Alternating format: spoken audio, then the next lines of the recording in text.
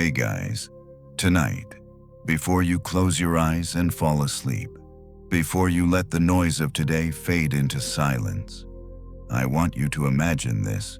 You're standing in the middle of a storm. Winds are howling, the sea is raging, lightning crashes all around you. Most people would panic, scream, collapse. But not you. You stand still, unmoved. Like a lighthouse rooted deep in stone, the storm rages, but it cannot touch your peace. That's not fantasy. That is Stoicism. For thousands of years, people have looked to this philosophy not for abstract theories, but for survival practical tools to remain calm when everything else is chaos. Tonight, I will guide you through 10 Stoic principles so powerful that nothing, absolutely nothing, can affect you. Marcus Aurelius once whispered to himself, "You have power over your mind, not outside events. Realize this, and you will find strength." That's what we're here to uncover.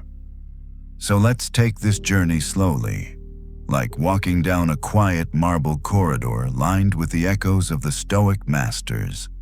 Each principle we reveal tonight is not just a lesson, it's a weapon, a shield, a light.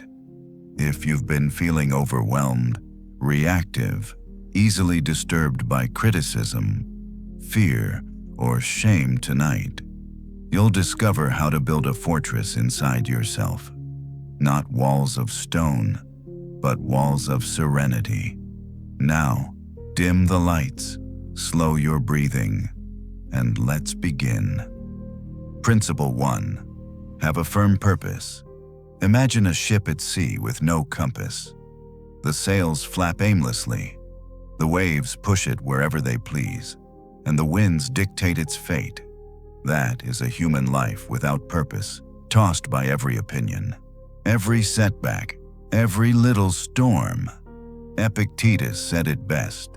Difficulties show a person's character, and the greater the difficulty, the more glory in surmounting it.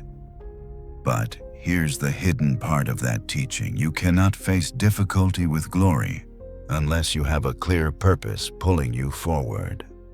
Purpose is the anchor of the Stoic life. Without it, you are fragile. With it, you are unshakable. Think of your own life. How often do you wake up, check your phone, let the day control you before you even take your first conscious breath? That's drifting. That's living without direction. But when you know your purpose, whether it is raising a family with love, building a craft that serves others, or simply living each day aligned with virtue, you stop drifting. You sail. A modern example: imagine two workers in the same office. One simply shows up, complains, waits for the clock. The other knows, I am here not just for money, but to sharpen my discipline, to build resilience, to practice patience. The same job, but one is enslaved by circumstance while the other is free because purpose transforms experience. Purpose doesn't arrive like a lightning bolt. It's carved. In quiet moments of reflection, you ask yourself, what do I stand for? What kind of person do I aspire to be? If everything else were stripped away, what values would I cling to? When you answer those questions, you begin to shape a compass. And once you have that compass, storms stop looking like threats. They become training grounds. A layoff becomes a chance to realign with your values. A breakup becomes a test of your commitment to dignity and self-respect. The world shrinks because you are not reacting to it. You are acting from your purpose. Seneca warned, "If a man knows not to which port he sails, no wind is favorable." That is why every Stoic insists on self-examination. Your purpose is not a vague wish. It is a vow to yourself. And once you make that vow, Diligence becomes your daily ritual. You show up even when you don't feel like it. You write even when no one is reading. You study even when no one is applauding. Purpose is not about outcomes, it's about constancy.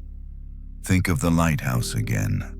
Its light doesn't shine brighter only when sailors are watching. It shines because that is its purpose.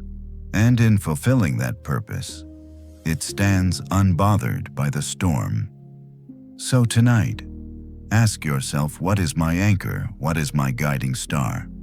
Without that, you'll always be at the mercy of circumstance. But with it, you will be free, unshakable, untouchable. This is the first Stoic principle: have a firm purpose. It will carry you through storms you never thought you could endure. Principle 2.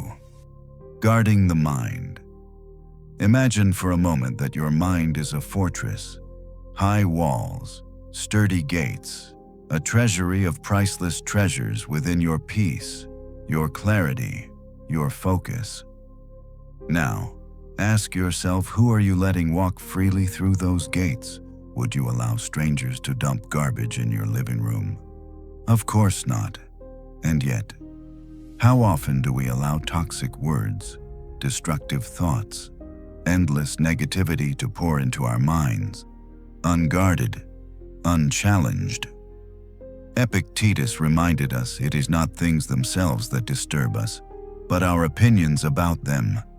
Meaning, the world outside is not what weakens us, it is the way we allow the world inside. That is why guarding the mind is the second Stoic principle. Your mind is the seat of your freedom. Guard it, and you are invincible. Neglect it, and you are enslaved.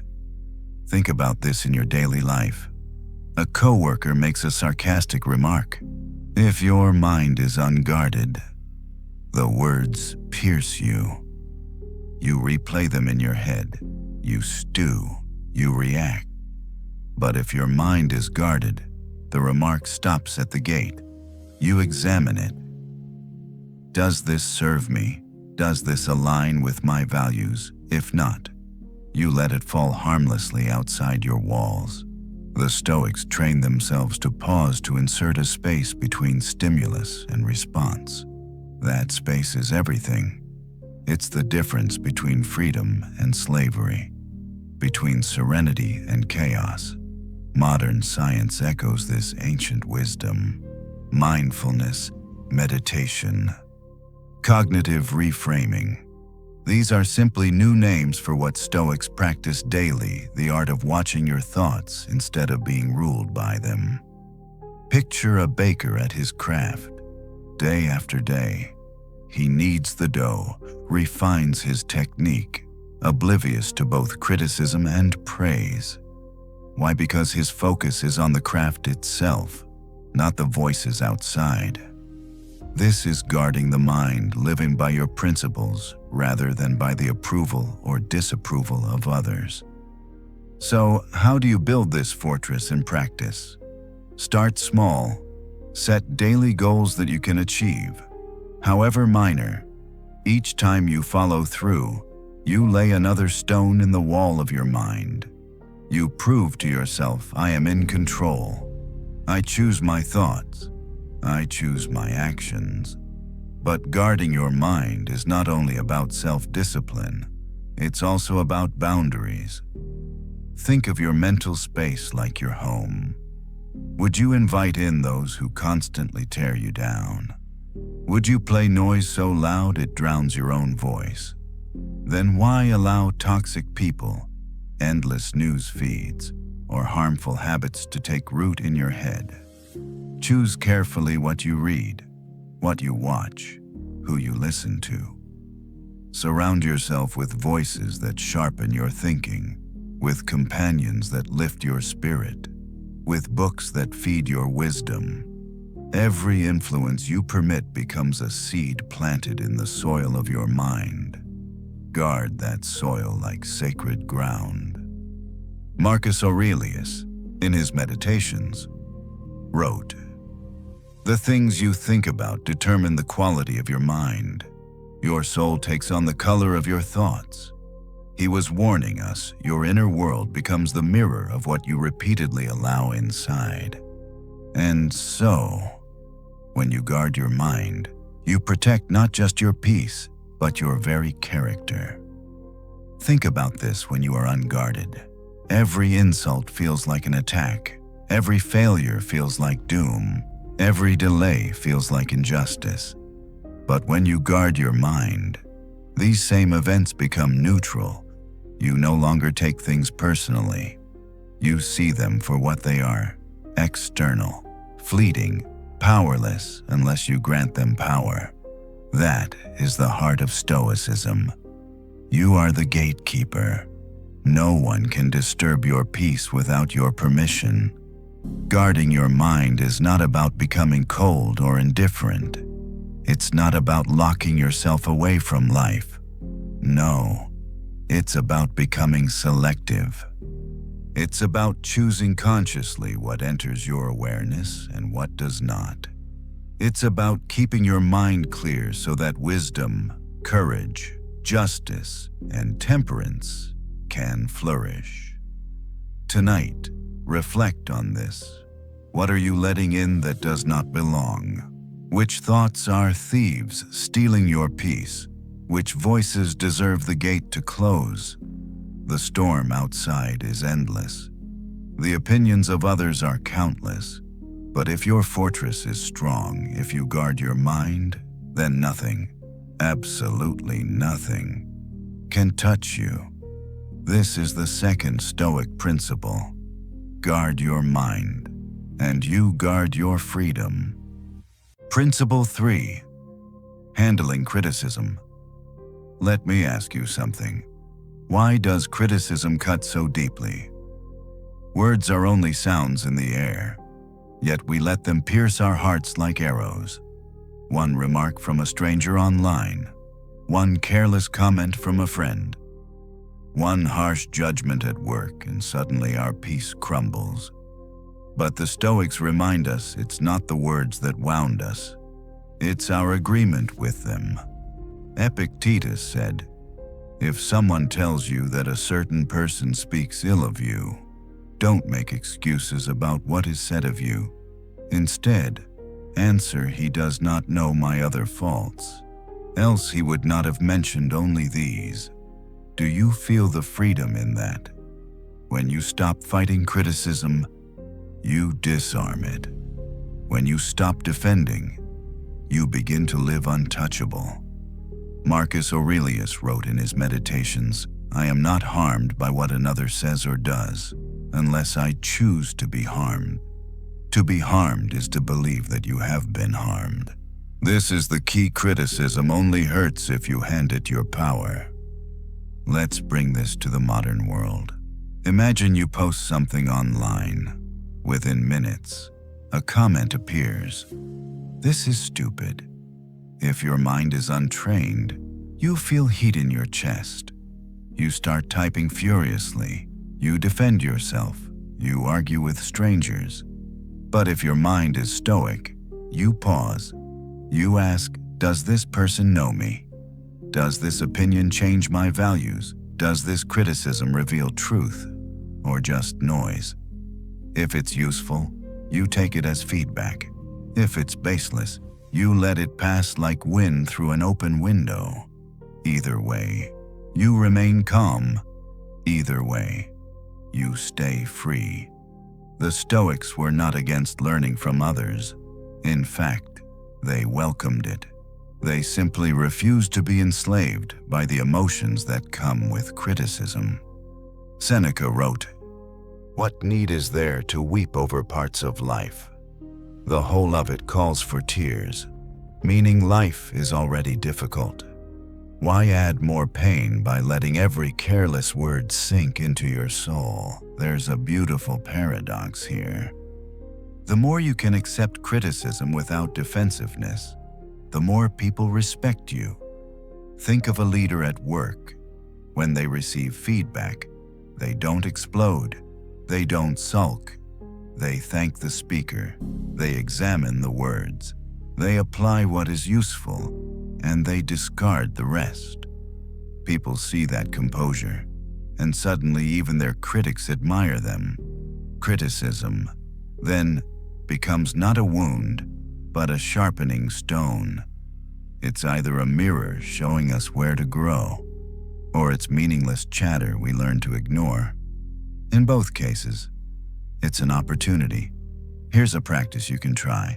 The next time you receive criticism, before reacting, breathe.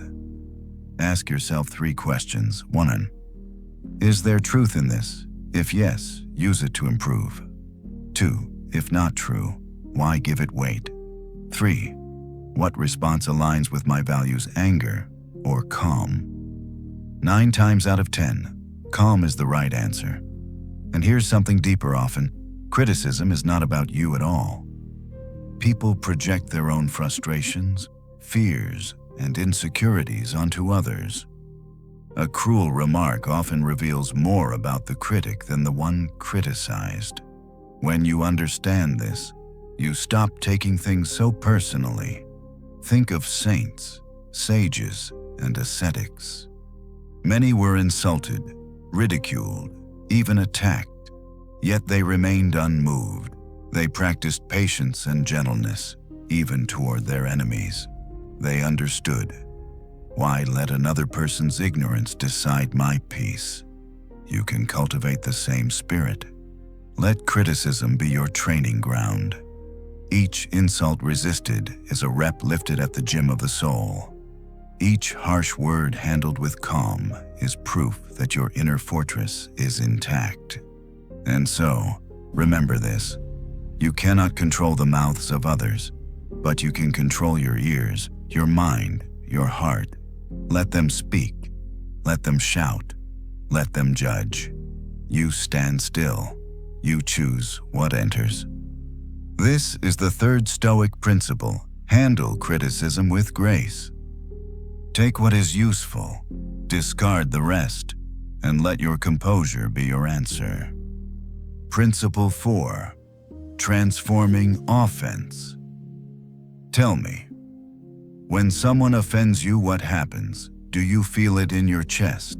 That sudden heat, that tightening of your jaw, that urge to strike back? It feels instinctive, doesn't it? But the Stoics teach us something profound. It is not the words or actions of others that hurt us. It is our judgment of them. Epictetus said, "It is not what happens to you, but how you react to it that matters." Offense is not an external wound. It's an internal choice. Pause here and let that sink in. No one can truly offend you without your permission. Picture this: you're driving. Someone cuts you off, honks, shouts an insult.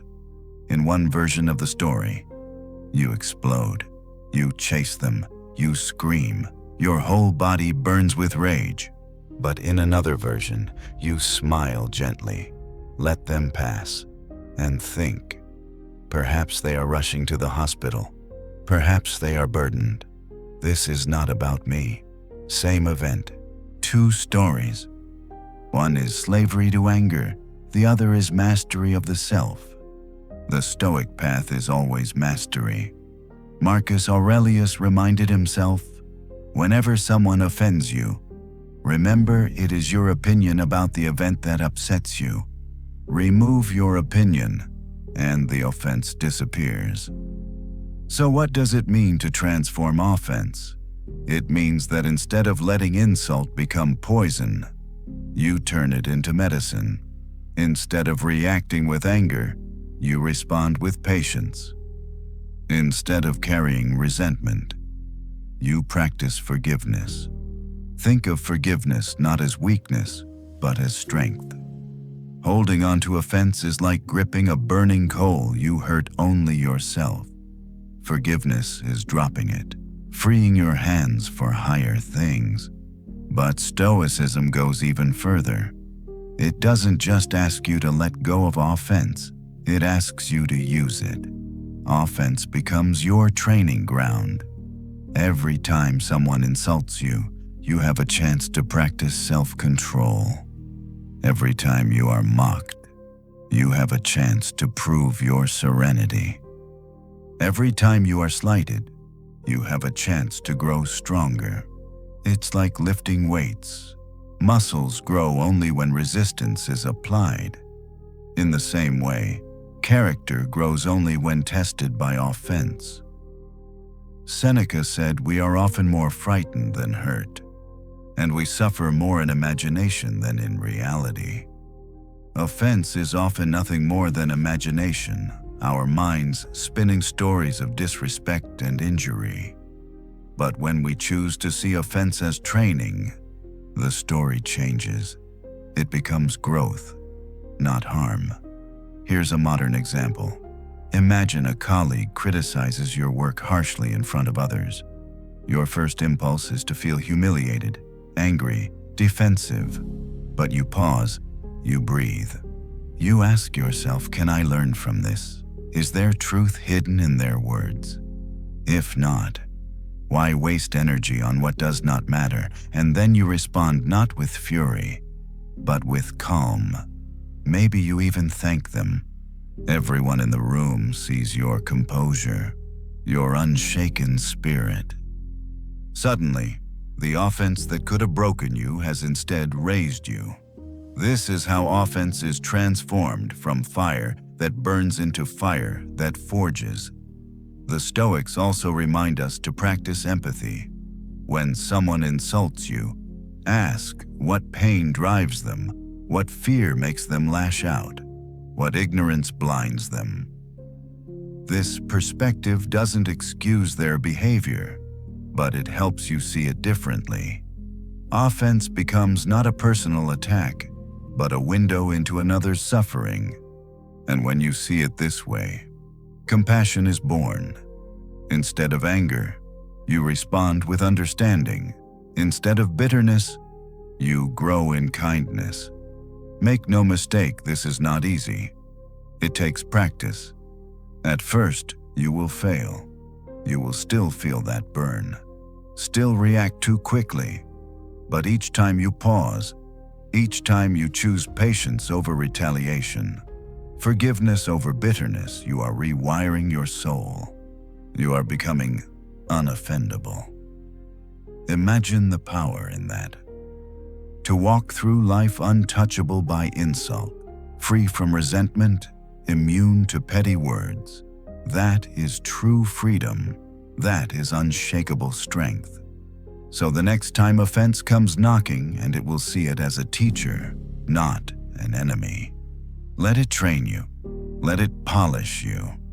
Let it transform you. This is the fourth Stoic principle. Transform offense into strength. What others throw at you does not have to wound you.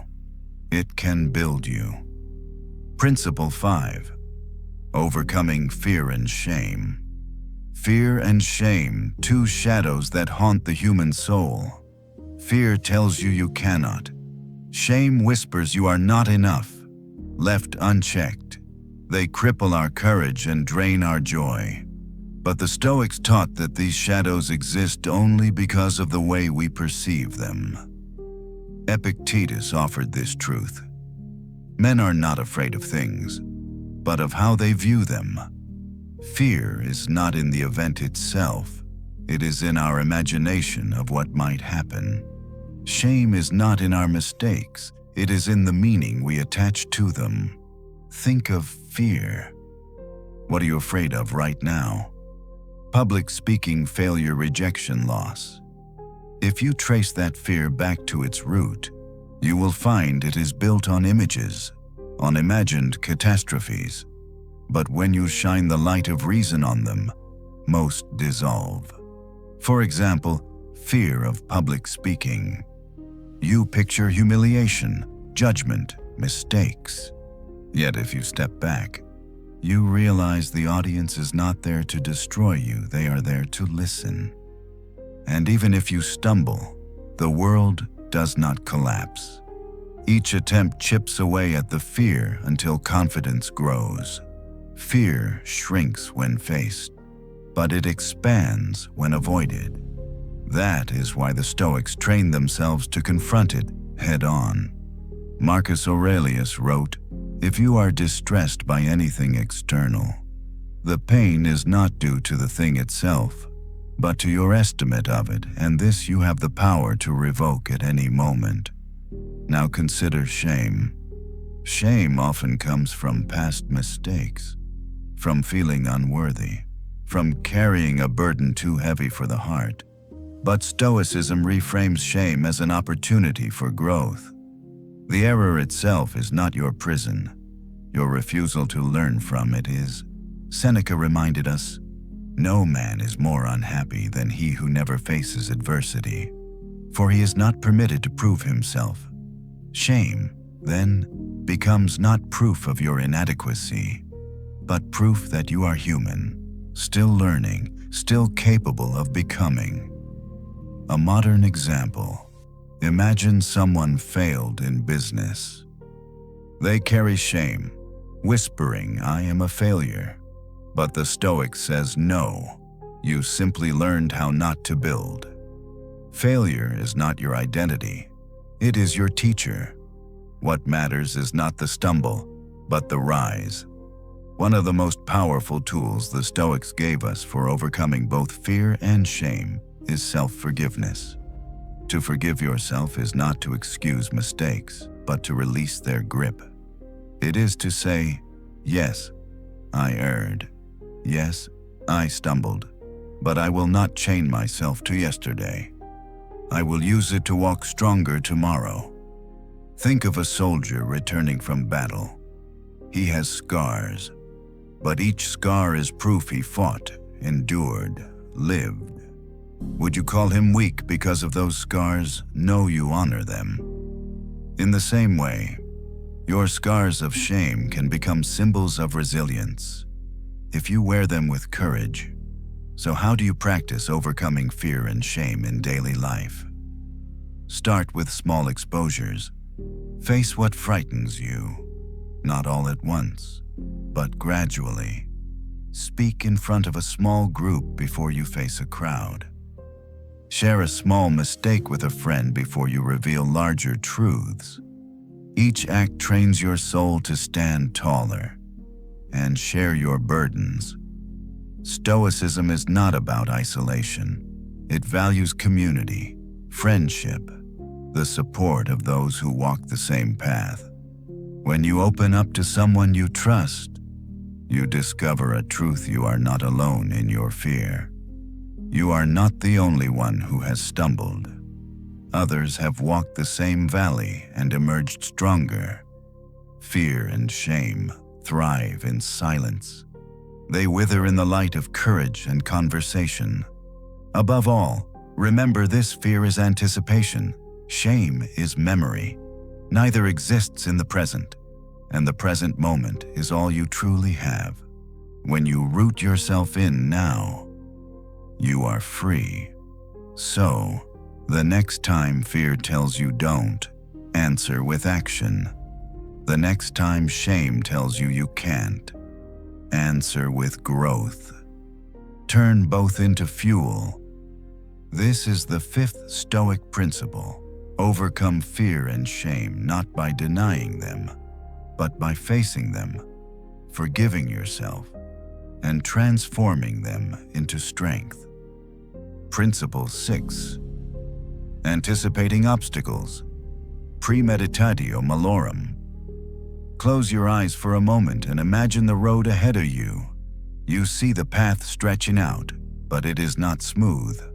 There are rocks, storms, shadows, and unexpected turns. Most people want to walk a road without obstacles. The Stoics, however, train themselves to expect the stones, to welcome the storms, to prepare for the shadows. Epictetus taught the wise man looks forward to every possibility and prepares for it, so that nothing takes him by surprise. This practice of premeditatio malorum, the premeditation of evils, was not pessimism. It was freedom. By imagining what might go wrong, The Stoics stripped fear of its surprise and strengthened themselves for whatever came. Think of a soldier before battle. He sharpens his sword, checks his armor, rehearses the possible attacks of the enemy. Does this make him fearful? No, it makes him ready. Life, too, is a battlefield, and anticipation is our shield.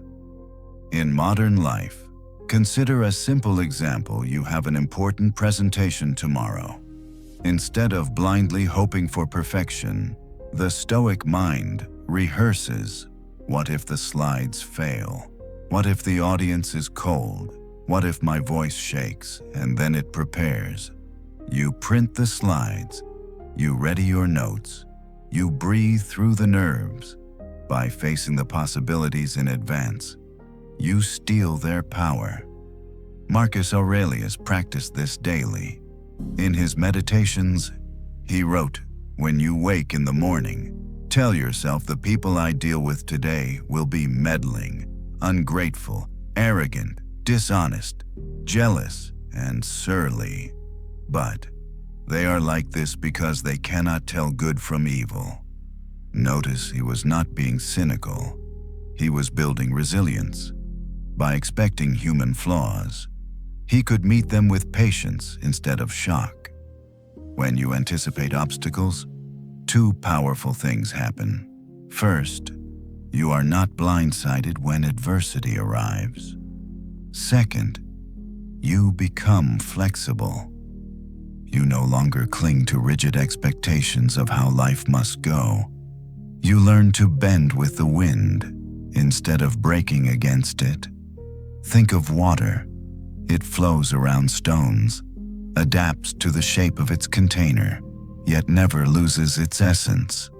That is the spirit of anticipating obstacles, to prepare your mind so thoroughly that when life shifts, you shift too calmly, without resistance. This practice also builds patience. If you know delays will come, you stop being surprised by them. If you know critics will speak, you stop being wounded by them. If you know mistakes are inevitable, you stop seeing them as failures and start seeing them as lessons. A practical way to train this. Each morning, take 5 minutes to visualize your day. Picture what might frustrate you: the traffic, the workload, the interruptions. Then, rehearse your responses.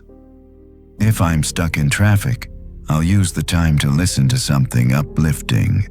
If someone insults me, I'll treat it as a test of patience. If a plan fails, I'll adjust.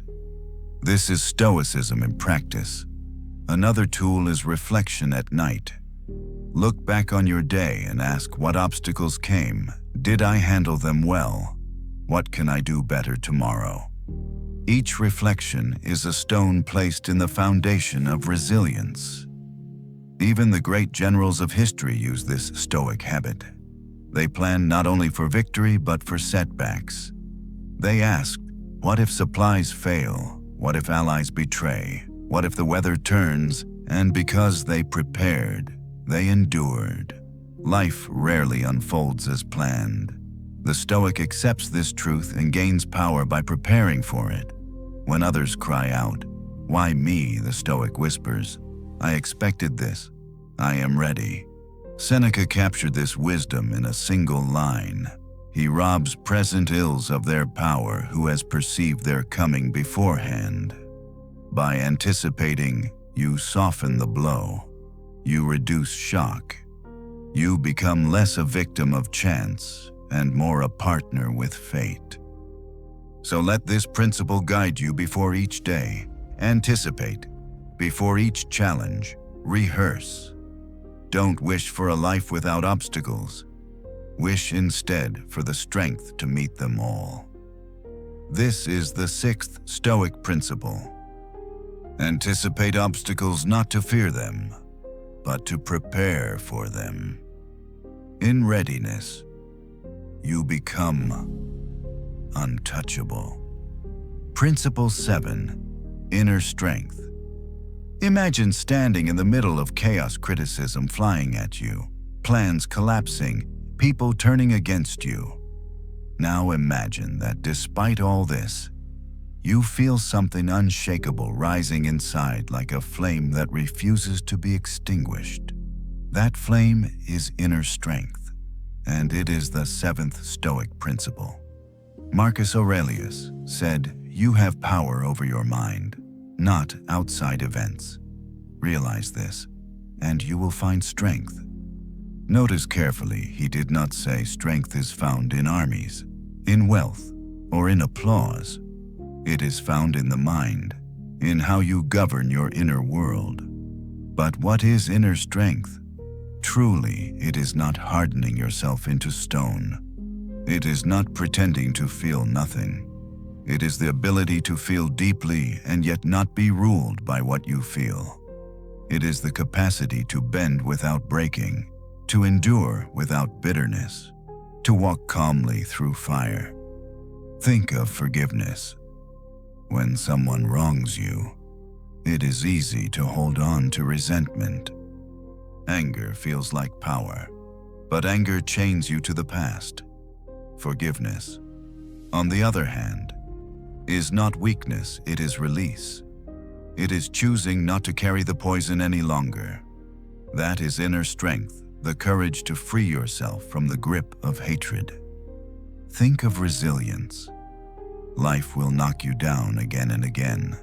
The Stoic does not pretend otherwise, but resilience is standing back up, each time a little steadier than before. Seneca wrote, "Difficulties strengthen the mind, as labor does the body. Every setback you endure without surrender builds muscle in the soul." A modern example: picture two people facing job loss. One collapses, declaring life unfair, sinking into despair. The other acknowledges the pain, breathes, and says, "This is not the end.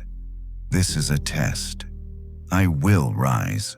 Same event, different inner strength. Another aspect of inner strength is gratitude. When you focus on what is missing, life feels heavy. But when you focus on what remains, life feels abundant. Marcus Aurelius wrote, "Do not indulge in dreams of having what you have not, but reckon up the chief of the blessings you do possess, and then thankfully remember how you would crave for them if they were not in your possession." Gratitude turns scarcity into wealth, fear into peace. It is a quiet power that cannot be stolen. And perhaps most paradoxical of all, inner strength embraces vulnerability.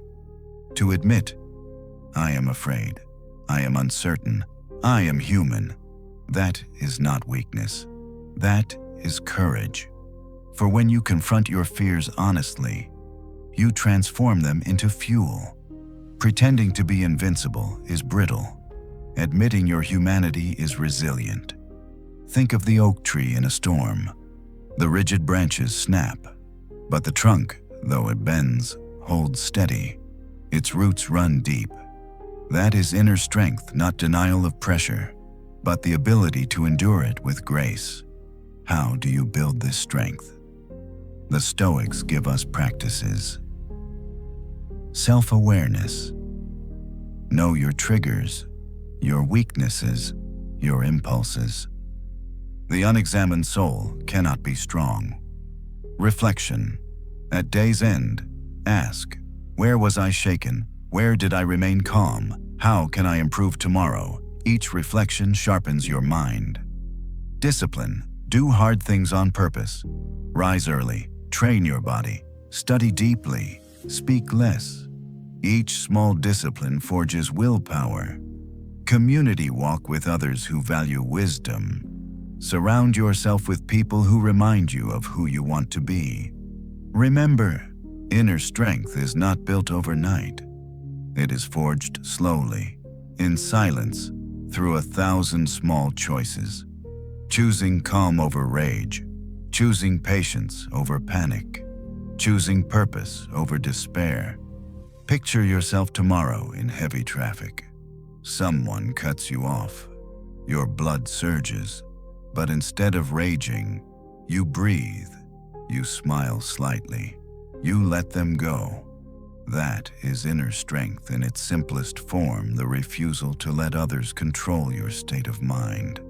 And picture yourself in your greatest trial, a loss, a betrayal, a dream shattered. Your heart aches. Yes, you cry, perhaps, but beneath it all, you feel something deeper, a quiet voice saying, "I will not be broken. I will endure. I will rise." That voice is the essence of Stoicism. That voice is you, discovering your flame. This is the seventh Stoic principle, inner strength. It is not found outside you. It is built within, unshaken by storms, untouchable by insults, unbroken by life itself. Principle 8. Restraining actions. Pause for a moment and think of the last time you acted too quickly. Maybe it was sending a message you regretted, saying words you could not take back, or making a choice that led to more harm than good. You felt that flash of impulse, and before reason could speak, you acted. We've all been there, but the Stoics remind us freedom is found in restraint. Epictetus said, "No man is free who is not master of himself." Mastery begins in the space between stimulus and response.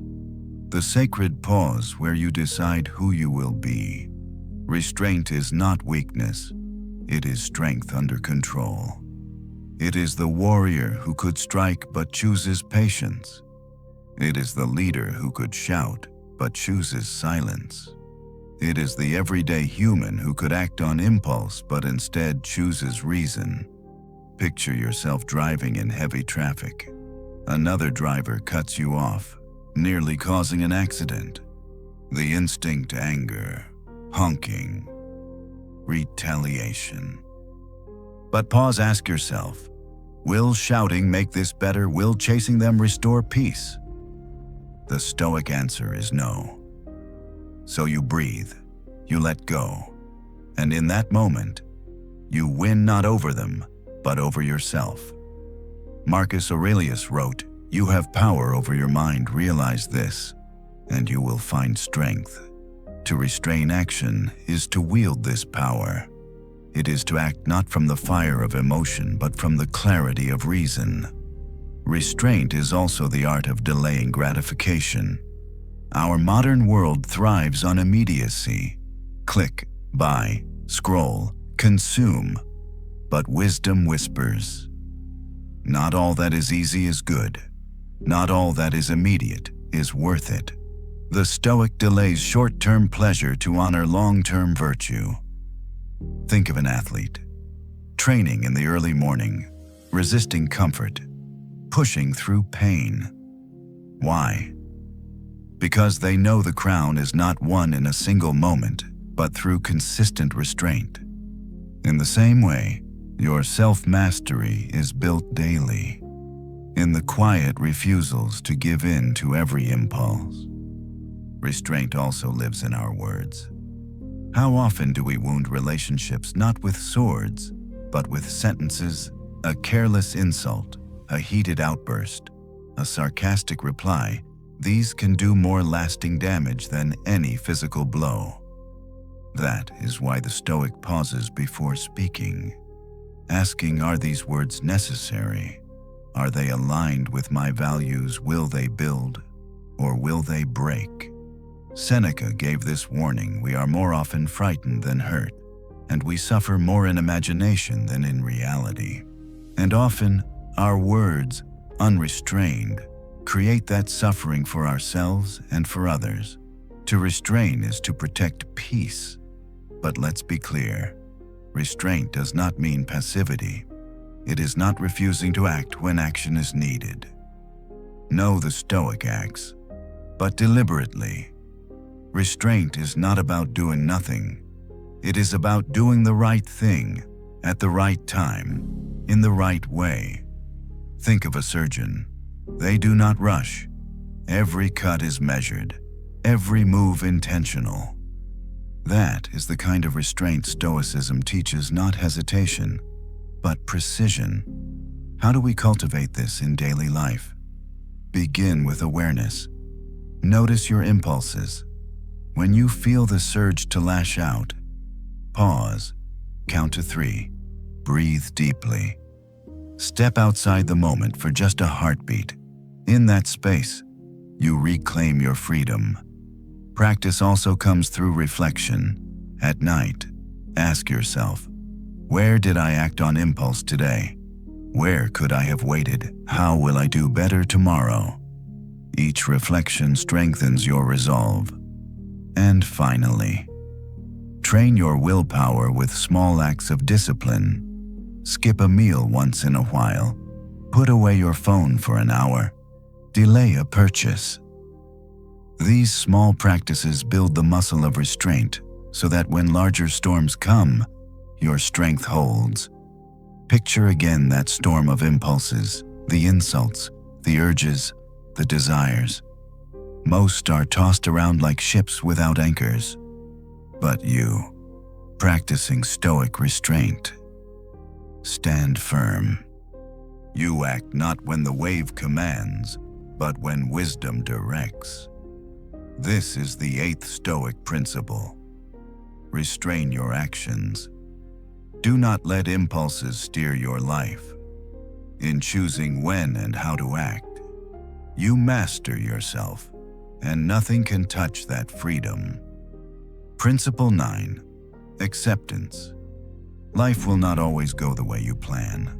No matter how carefully you prepare, there will be losses you never expected, delays you never wanted, and twists you never imagined.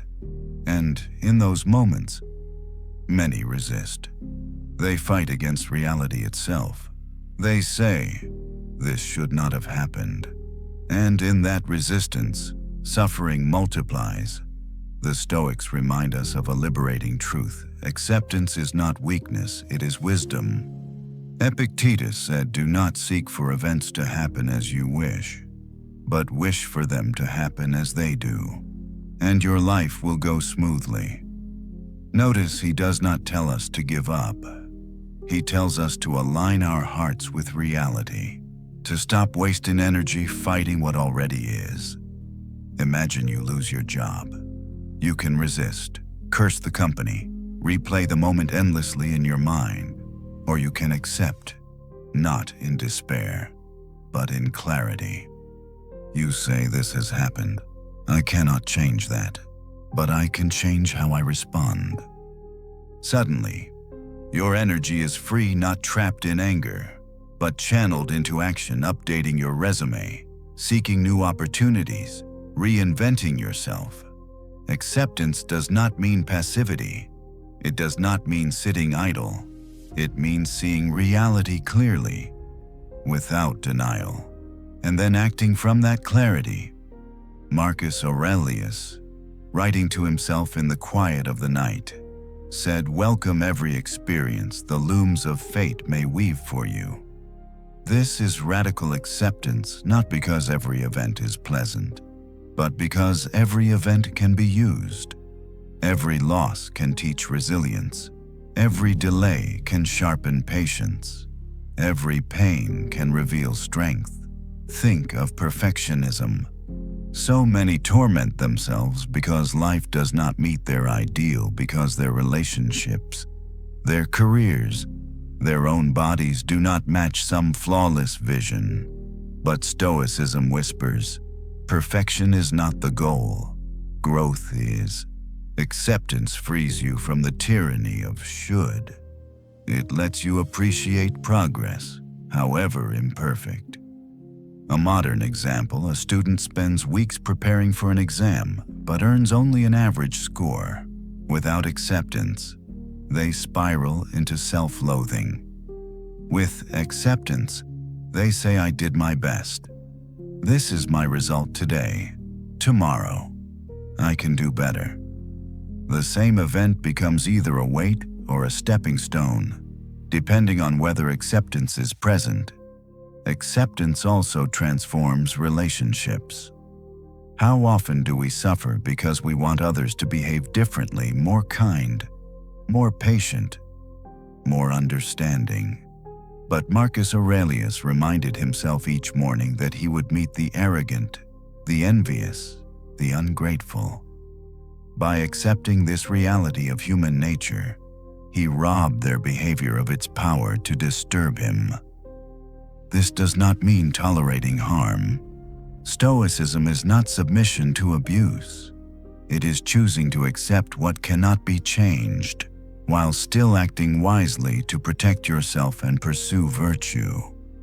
Acceptance is seeing clearly where your control ends and where it begins.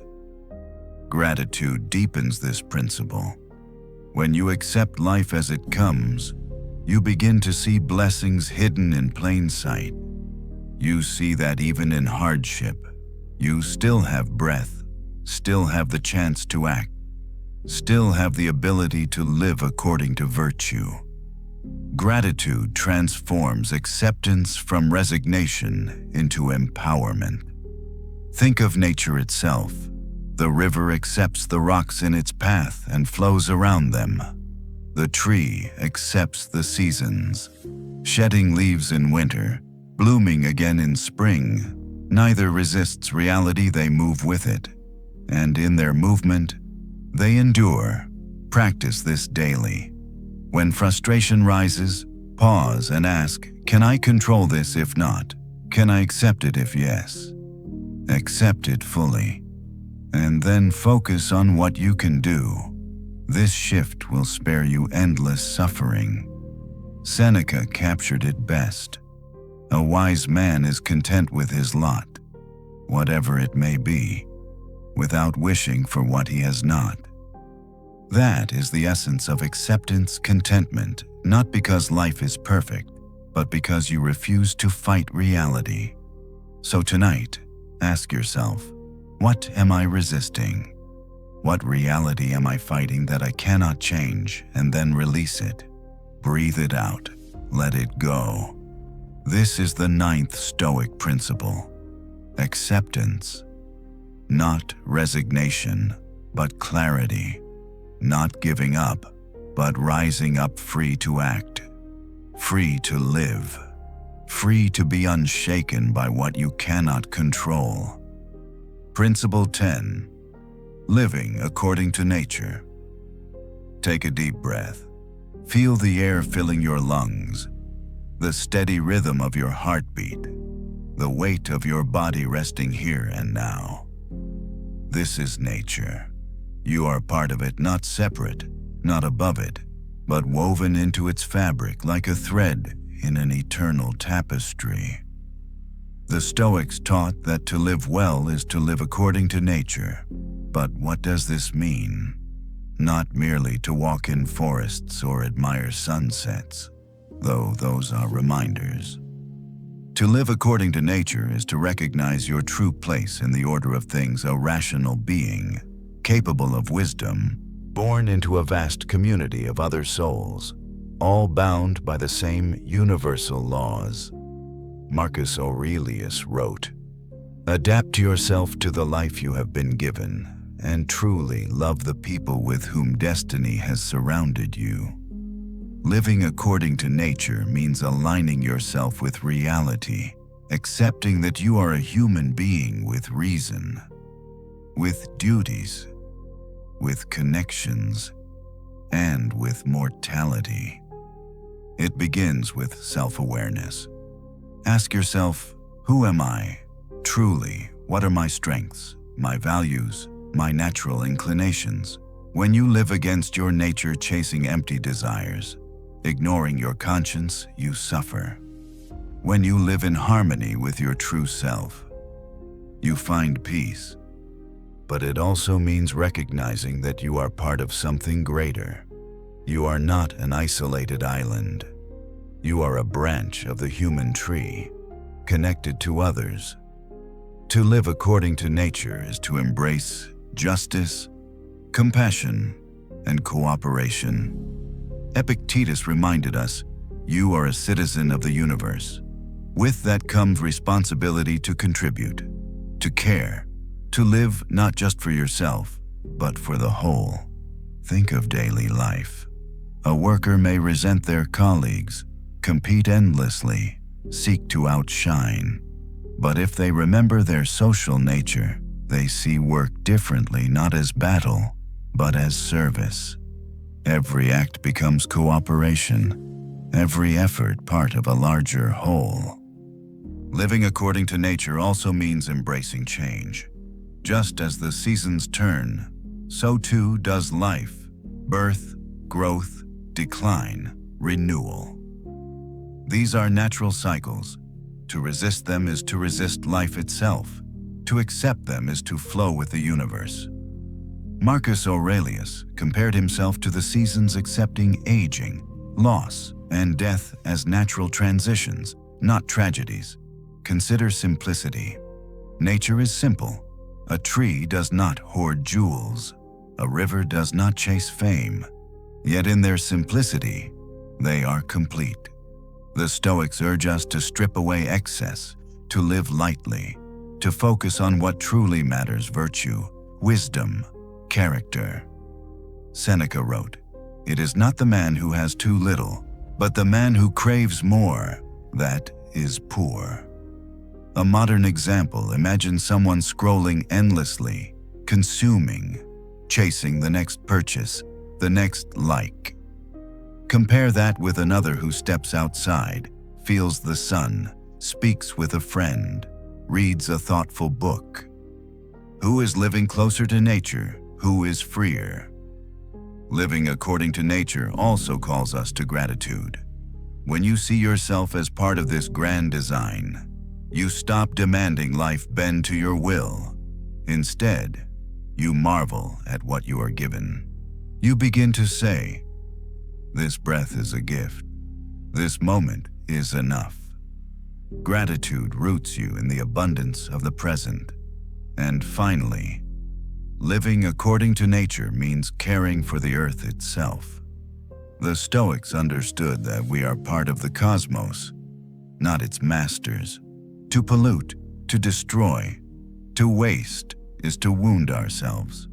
To live sustainably, to respect the balance of nature, is to live wisely.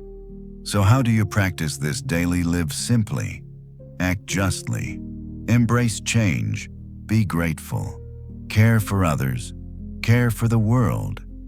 In doing so, you align yourself with the rational, harmonious order that has always existed. Picture a river flowing calmly to the sea. It does not resist the rocks in its way. It flows around them. It does not cling to one place, it moves forward. And yet, in every moment, it is fully itself, always water, always whole. That is what it means to live according to nature. This is the 10th Stoic principle. Live according to nature, in harmony with yourself, with others, and with the universe. For when you do, nothing external can disturb your peace. You are aligned with the eternal order of things. And now, as our journey through these 10 Stoic principles comes to a close, let the lessons linger gently in your mind. Remember, the storms of life will never cease. The world will test you, sometimes harshly, sometimes unexpectedly. But within you, there is a place that remains untouchable, a place no insult, no fear, no loss can ever reach. You are not defined by what happens outside of you. You are defined by how you meet it calmly, courageously, with a heart steady as a lighthouse and a mind clear as still water. Carry this strength with you tonight and tomorrow and every day after. When anger rises, breathe. When fear whispers, stand. When life shifts, flow with it. In this, you live as the Stoics lived, not in resistance, but in harmony. And if these words brought you peace tonight, if they reminded you of the strength you already hold, stay with us on this path. Like and subscribe channel. Leave a thought below. Share your reflection in comment, or simply whisper a silent affirmation to yourself. I am unshaken. I am free. Now, let the noise fade. Let the night embrace you, and rest in the calm you have cultivated. Whisper to yourself, peace is mine. Good night. Sweet dreams.